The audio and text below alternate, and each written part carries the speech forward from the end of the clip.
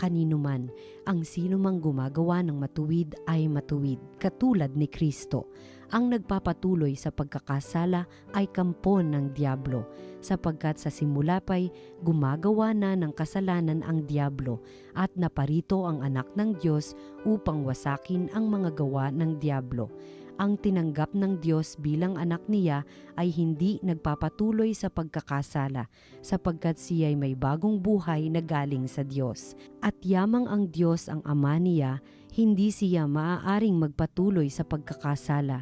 Dito makikilala kung sino ang mga anak ng Diyos at kung sino ang mga anak ng Diablo.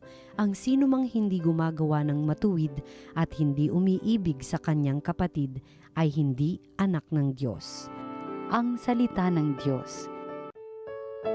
Kahit sa ay namamalas, tagumpay ng nagliligtas. Umawit ng bagong awit sa Panginooy ialay, pagkat yaong ginawa niya ay kahangahangang tunay. Sa sariling lakas niya at taglay na kabanalan, walang hirap na natamo yaong hangad na tagumpay. Kahit sa ay namamalas, tagumpay ng nagliligtas.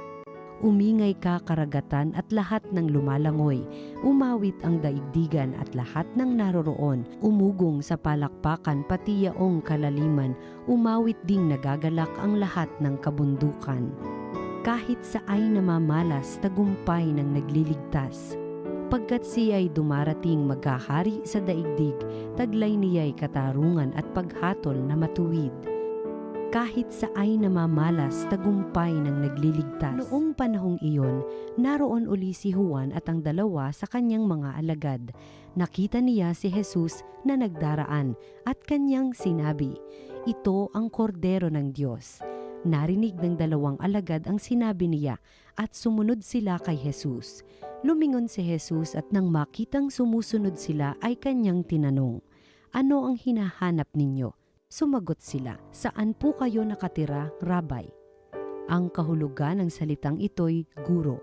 "Halikayo at tingnan ninyo," ani Jesus. Sumama sila at nakita nila ang kanyang tinitirhan at tumuloy sila roon ng araw na yaon. Nooy mag-iikaapat na ng hapon. Ang isa sa dalawang nakarinig kay Juan at sumunod kay Jesus ay si Andres na kapatid ni Simon Pedro. Una niyang hinanap ang kapatid niyang ito at kanyang sinabi sa kanya, "Natagpuan namin ang Mesiyas." Ang kahulugan ng salitang ito'y Kristo, at siya'y isinama ni Andres kay Jesus. Tiningnan ni Jesus si Simon at sinabi sa kanya, "Ikaw si Simon na anak ni Juan. Ang ipangangalan ko sa iyo'y Cephas." Ang katumbas ng pangalang ito'y Pedro. Ang mabuting balita ng Panginoon. Pinupuri ka namin, Panginoong Hesukristo.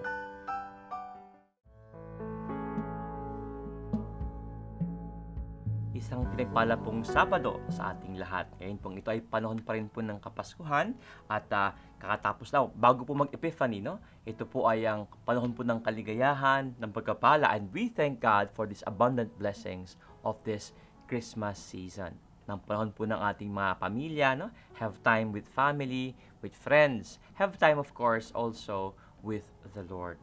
Ngayon pong araw na ito, ang sabi sa Ebanghelyo, meron pong mga alagad si Juan Bautista ang narinig ang sabi ni Juan. Sabi, yan ang kordero ng Diyos. Kung kaya mayroon pong dalawang alagad ang sumunod kay Jesus at nagtanong kung saan siya nakatira. At ang sabi ng Panginoon, anong hinahanap ninyo? Ano ang hinahanap ninyo? At ang dalawang ito ay sumunod kay Jesus. Tingnan kung saan siya nakatira. Alam ninyo, tamang-tama po ang tanong na ito ngayon pong bagong taon. Ano ang hinahanap ninyo? As we begin po itong bagong taon na ito, maganda muling klaro sa atin para saan nga ba ang ating buhay. Ano nga ba ang ating pong pinaghihirapan? Para kanino at para saan tayo gumigising? Ang sabi nga po ng isang commercial.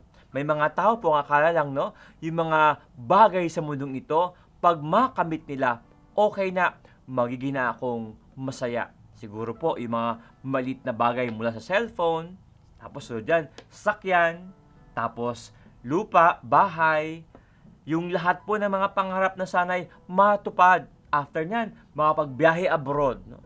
May mga tao po, ito yung mga hinahanap sa buhay na ito. Pero gayon pa man, kahit na matagpuan nila, makamit nila ang mga bagay na pinapangarap nila, ang lahat ng ito, sa huli, may hahanapin pa rin sila. Parang kulang pa din. Kahit na yung pinakagusto mong bagay, mabili mo na yan. Mag-antay ka lang ng ilang araw, ilang linggo, ilang buwan, may hahanapin ka naman muli. Kaya siguro, ang Panginoon, yan po ang tanong din sa atin, anong hinahanap mo? Alam po ninyo, ang sagot niyan ay dahil mismo ang Panginoon na nasa sa ating harapan ang sinasabi, ako ang hinahanap ninyo. No?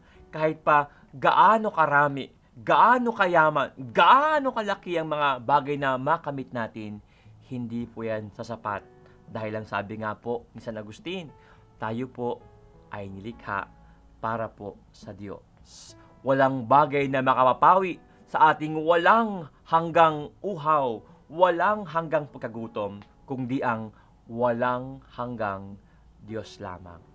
Ngayon pong bagong taon na ito, siguro matapos po ating matanggap yung lahat ng mga regalo ng Pasko, siguro yung ating mga pangarap muli, may mga New Year's resolution po tayong gagawin ngayon pong 2025.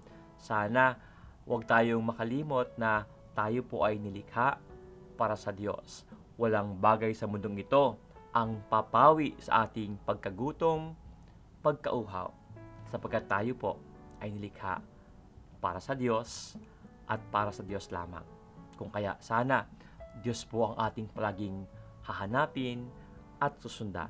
Hayaan niyo po ngayon pong araw na ito, i-bless ko po kayo po ay yumuko as together we pray na nawa tunay nga atin pong huwag makalimutan na sa Diyos ang ating kapayapaan at kaligayahan.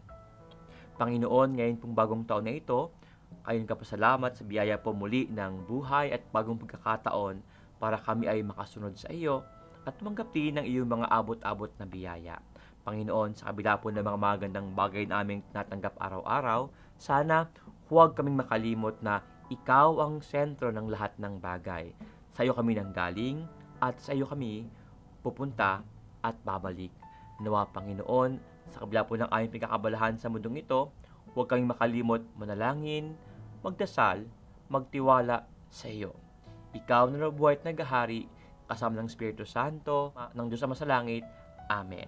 At nawa pagpalain kayong lahat na makapangyarihang Diyos, Ama, Anak, at Espiritu Santo. Sa atin pong lahat muli, Happy New Year at isang pinagpalang Sabado.